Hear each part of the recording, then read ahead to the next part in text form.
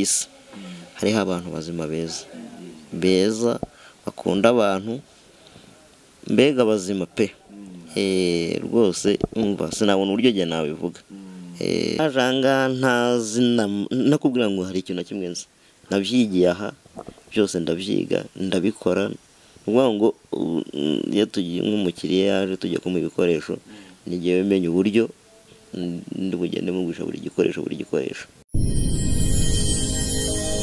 genda samuratsinze icyo ngukundiye uri umuntu mugabo urugendo rwiza kandi urugendo ruhire. Urugendo rurakomeje ni Urugendo Online TV ni Samu Gakire Jerry nawe arahabaye ku buhanga bw'amajwi n'amashusho. Dukomeje urugendo rwacu hirya no hino dusura abantu bagiye batandukanye cyangwa se tubagerera hirya no hino kugira ngo mumenye byinshi cyane. Uyu munsi ndi he ari umugabo mwamenye cyane mugufi cyane bitamudaheranwa twaramusuye inshuro nyinshi irwamaganiwe mu rugo. Inkuru twagiye dukora cyangwa se zagiye zica no ku bindi binyamakuru zakoze impact nziza cyane. Aza kubona akazi mu mujyi wa Kigali nyuma yuko abonye akazi twari twamusura aha turi ahantu nyine yabonye akazi tugiye kumureba kuri office ye. Imana igira neza mwa abantu mwe hari abantu Imana igirira neza niyo mpamvu tubikurikirana kugira ngo tujye tubasha kubyerekana mujye mubona uburyo Imana igira neza. Yamukuye he ahantu muzi inkuru zagiye zitambuka bwa mbere mu binyamakuru bitandukanye. Natwe turi mu bamusuye mu rugo abana be bagiye kwiga umugore afashwa kuba yabona icyo akora nawe abona akazi hano mu mujyi wa Kigali. Hari tuje ku kazi ke tugiye kumusura tuganire twumva amashimwe afite twumva ukuntu ibintu bimeze neza cyane. Ni muri rwa rugendo komeza kubana natwe kandi nimba ari bwo kinjira mu muryango ugomba gukora subscribe ukanasangiza ibiganiro byacu inshuti n'abavandimwe babashe kubibona ku Rugendo Online TV. Keep watching.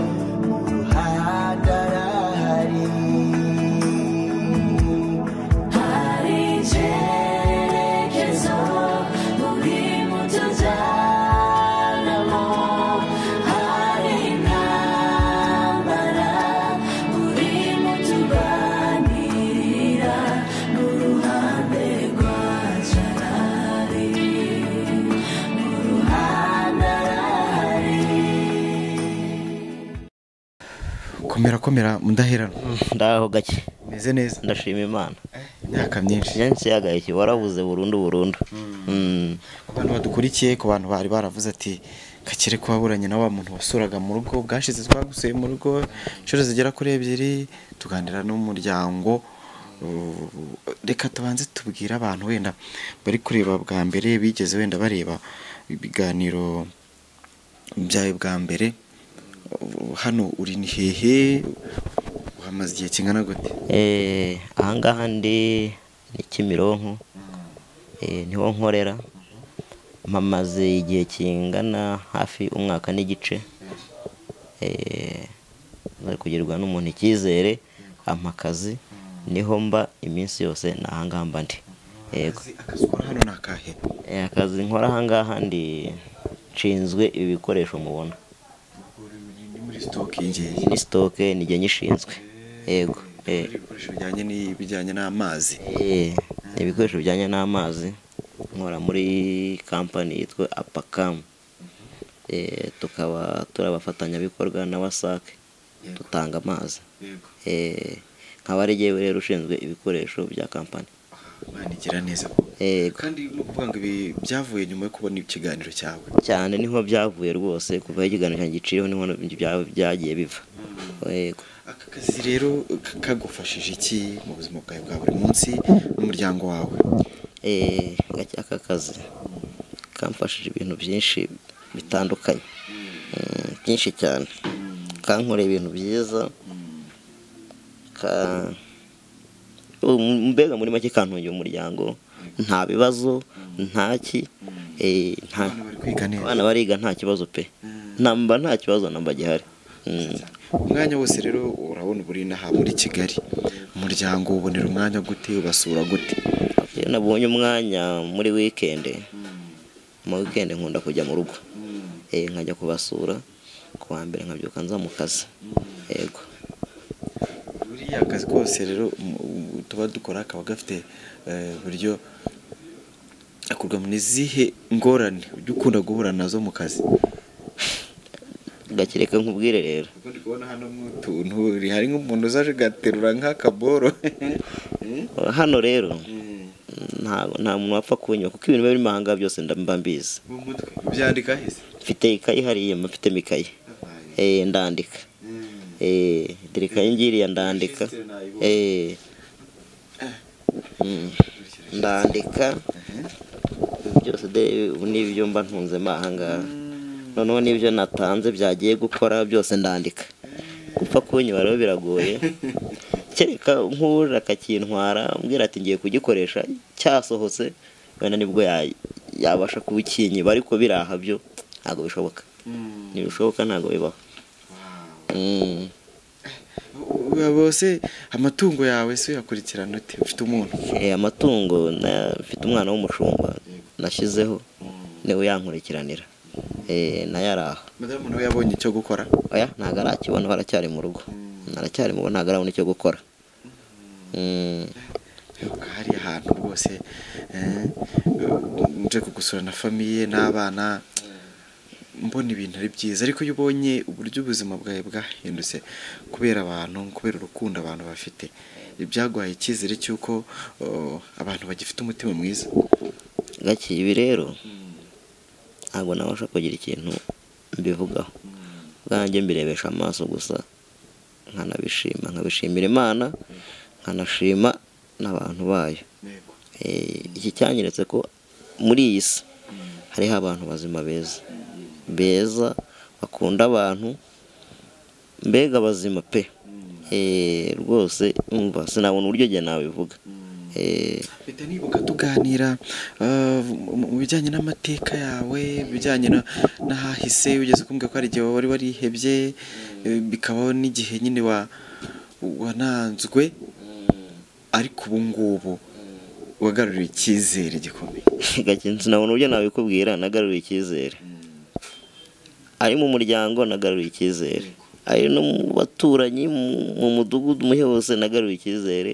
Umuntu arambona n'utarajyaga mvugisha gake aramvugisha, kuko babona ko muri jye babona ko hari ibyahindutse, no mu rugo hari ibyahindutse. Rwose abantu bose mbona nta kibazo, n'umuntu wese yangaruye icyizere nta kibazo pe. Uba hano cyangwa uba hafi ya hano? Muri iyi minsi ndaba aha ngaha, ariko ubundi abaga mu rugo kwa Hagi, sibyo ko arimo arahubaka ubu tuvugana, ariko nibamara kuza rundi nzasubirayo, ntaho nzasubira kuba. Yego umugisha cyane uyu mubyeyi. Naramuhamagaye ndavuga nti ngiye gusura wa mushuti wanjye, aravuga ati ko hari haciye igihe timudakoma none. Ndavuga nti abantu bamukumbuye, nanjye ndumva namukumbuye. Ariko rero ndashaka noneho ko tuzamanukana tukajya kurya ibitoki mpfiriye. Gake ni karibu pe, ni karibu, nta kibazo, uzashaka umwanya rwose. Umva zirakamwa nubwo nagizemo imbogamizi hakagira iziza gupfa nkasigarana nkeya, ariko izihari zirakamwa nta kibazo. Abantu baranywa amata, iyo bahari banywa amata no mu rugo, nta kibazo. Cyo nicyo mbona cyo cyanakemutse kijyanye n'amata y'inka. Mu bintu Imana yagukoreye byiza, wowe ugerageza byibuza nawe kuvuga ati naye ngira umuntu nshimisha, ngira umuntu wenda nakorera akantu gato mu bushobozi bwanjye wenda buke mfite, kubw'Imana yampinduriye ubuzima, ujye ubikoraho iki? Gake rero njya ndirinda kubeshya, ubwo bushobozi ntabwo ndabubasha, ariko mu mutima wanjye numva birimo kuzajya ngera Imana impaye nanjye nkabona icyo natanga, ikampa ibyo gutanga, natanga pe, natanga, kuko buri hari ibintu Imana iba yagiye ikora akabona ko byanga bikunda gutanga ari byiza kandi no kubana n'abantu ari byiza. Abantu ntabwo bakikuzuraho nk'umuntu wamenyekanye, umuntu wanyuze mu bitangazamakuru cyane, ntabwo abantu bakikurangarira cyane.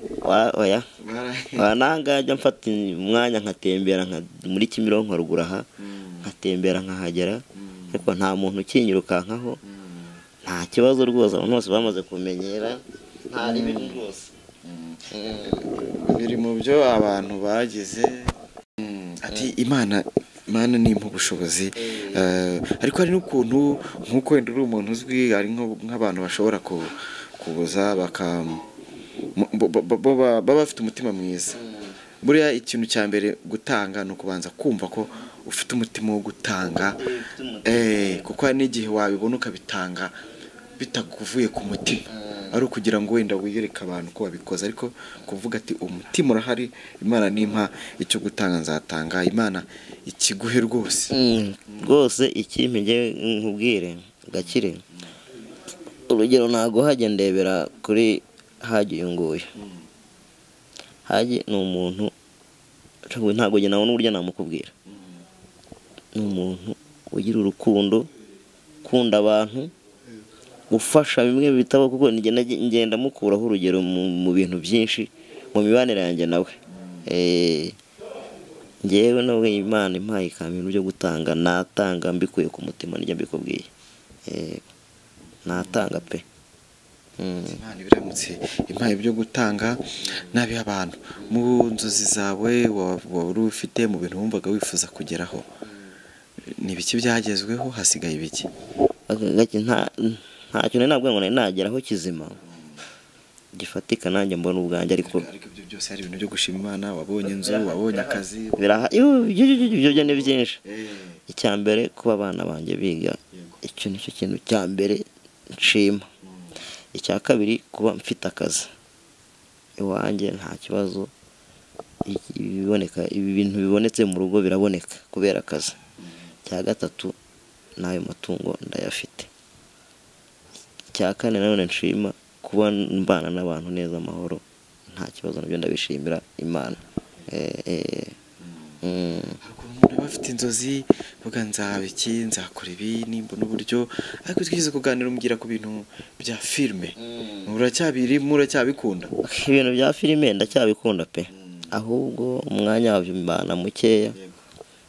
N'umwana twabikoranaga amasa n'uwagiye kwiga, ariko arabisoza, noneho umuntu akabyinjiramo neza. Ndabikunda cyane. Filime wabungu wawe yakinaga arya ni Mugabe. Arya cyari indirindi nirihe Mfizi. Yego. Bajyaga bakunda kunyohereza uturinki. No, iracyahari, turacyayikibara bayita ngo iki? Bayita ujya kuyireba ku Isoko TV Rwanda. Yego. Nabonye ari nk'umukinnyi.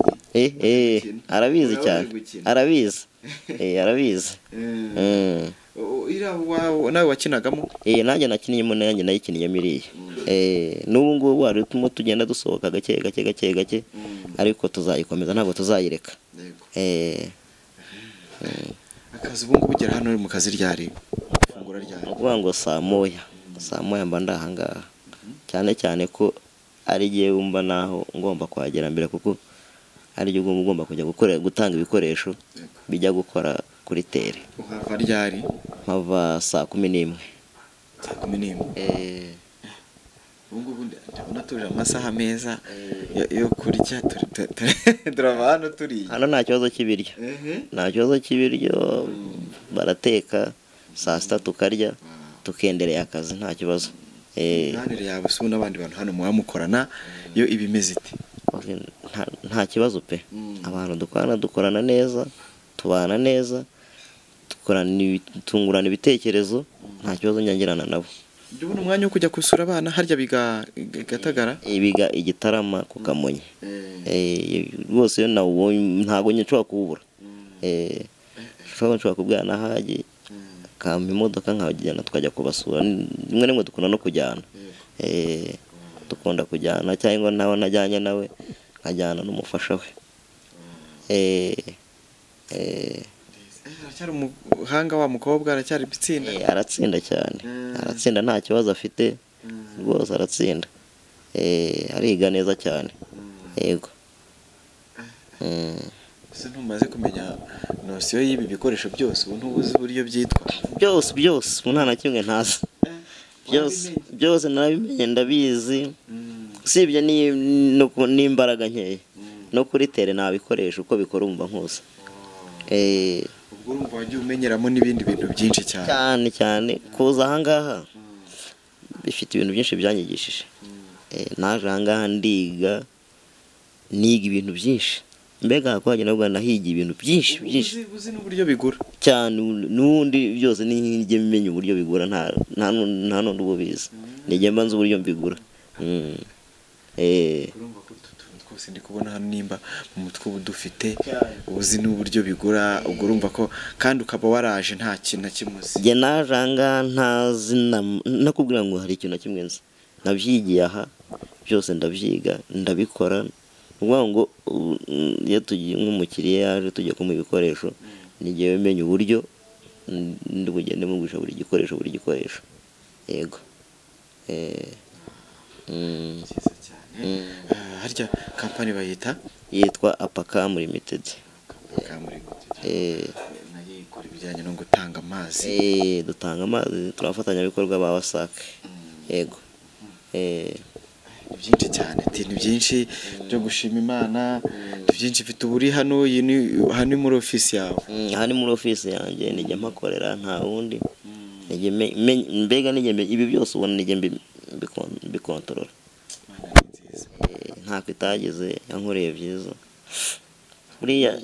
ubuzi ikintu kiba gikomeye kuba Imana iba yarerekanye ubuhanga bwayo bukomeye kugufata ikakora hariya, atari uko ufite amashuri menshi. Hari abantu bize amashuri menshi bashobora no kuza hano ntibabona akazi, ikaguha aka kazi no kwerekana ubuhanga bw'Imana. Barahari benshi baza bashaka akazi ariko ntibakabone, njye nkaba nkafite kandi nkaba nanagafite, nizeye yuko uyu mwanya ndimo nizera ko nago muri kampani yose uyu mwanya ndimo ni nawo ukomeye. Niwo ukomeye kuko kumenya ibintu nk'ibi ngibi ukabikurikirana, nk'ubu kampani yose nijye wibaza ibyo gukoresha, kampani yose nijye ibaza. Urumva ko ni umwanya ukomeye cyane ngomba guha agaciro cyane. Ntabwo uragira uburyo ugiramo ubura nk'ibintu cyangwa uhomba kuntu kubera kubara nabi? ntago nari icyo kintu nakigira, nsaba n'Imana ikizanambeho, kubera ko ibintu mba mfite mba mbizi neza. Ni ukuvuga ngo nijye wandika ibyo nkeneye, nkabyandika nkabihereza boss akagenda akabinzanira nkabishyira ahangaha. Ntago iryo kosa ntago rirambaho, ariko bagenda bakoramo bari mu yandi ma office. barimo ibi byumba byose bigiye birimo abantu byose.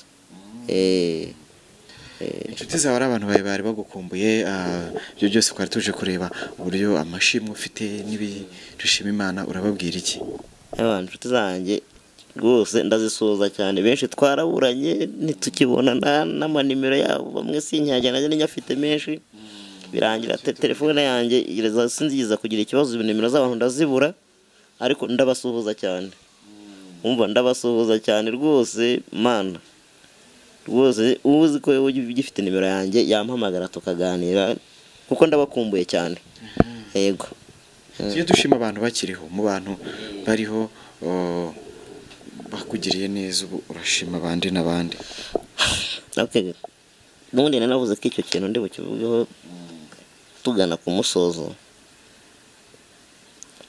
Ndashima abantu, umuntu wese uzi ko yagize uruhare mu kugira ngo mve muri buriya buzima, ndamushima. By'umwihariko noneho nkongeraho gushima Hagi ni umuntu w'umugabo, umva nta kintu atankoreye pe, n'ubu tuvugana ntacyo atankorera.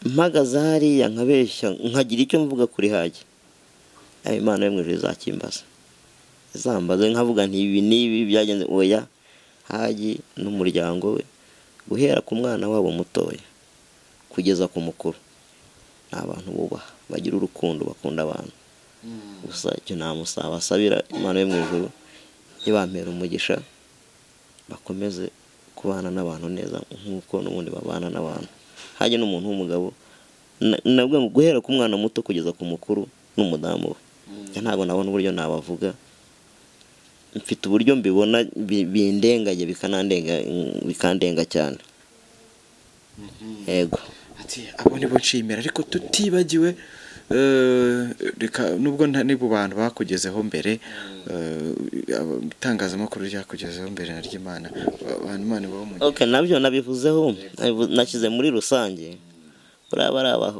Nepo naranamubuze noneho Nepo yaragiye aba mu bantu bamba ku mutima cyane wangezeho kuko niwe muntu wangezeho mbere cyane nawe ndamushima n'ahari rwose ikiganiro nakibona ndamusohoza cyane arakigera kwari turi kuvugana mu kanya yego ikibi kintu imirera nananiye hari indi igeze kumvugishirizaho kuri WhatsApp sinayifata nkomeza yayindi ariko ari ntacyo rwose umva ndamushoboje cyane twumve ko ayifata tumusuhuze yego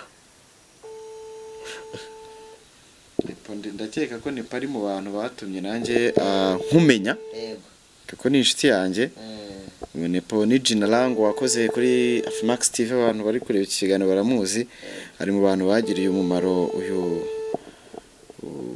mudaheranwa cyane kuko ari mu bantu bamugaragaje bwa mbere ikiganiro bakoze cya mbere nzi ko ari nacyo gishobora kuba cyarabaye imbarutso yo kugira ngo ubuzima bwawe bugire icyo buhindukaho nuko wari umeze yego nicyo nacyo cyanahinduye ubuzima cyane nicyo kuko nyuma yabwo nari imeze mu kundi kuntu ntago nari umva ndabishima Imana hari indirimbo nyankunda gucuranga iri Gahongayire ari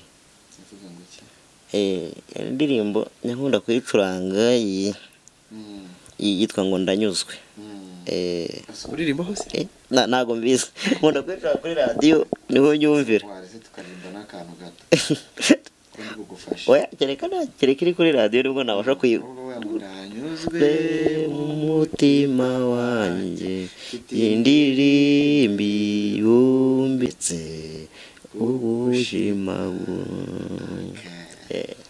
ndayikunda cyane ndayikunda niyo njyamye niyo mbyutse mu gitondo niyo mbitashyiramo ako kanya ni nyinshi ndazifite ariko ndanyuzwe mu mutima wanjye ndayikunda cyane reka ngushimire reka nshimire abantu bose bari barakubuze bwo tugiye kubaha nimero yawe inshuti zawe bongere bakuvugishe kandi umuntu wese wagize uruhari mu kugira ngo ubuzima bwawe buhinduke haba mu itangazamakuru haba n'abandi bantu bagiye babona ibiganiro byawe umutima ukabakora bakavuga ati byibuza nakora aka kantu umuntu wese wagize akantu gato yakoze contribution yatanze kugira ngo wishimiye kugira ngo ubuzima bwawe bumere uko bumeze uyu munsi Imana imuhe cyane bose nanjye mbasaba uyu mugisha by'umwihariko nanabikubwire nakubwiye cyane cyane kuri Hage sinzi uburyo nabivuga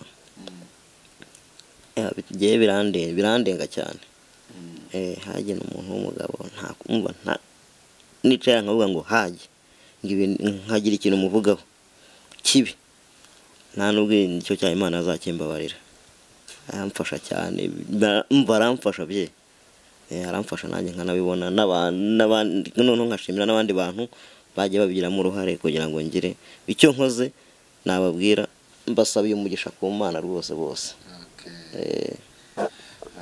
nimero yawe ya telefone ni iyiherere ku bantu bakubuze nimero yanjye ya telefone ni 0788 48 7 021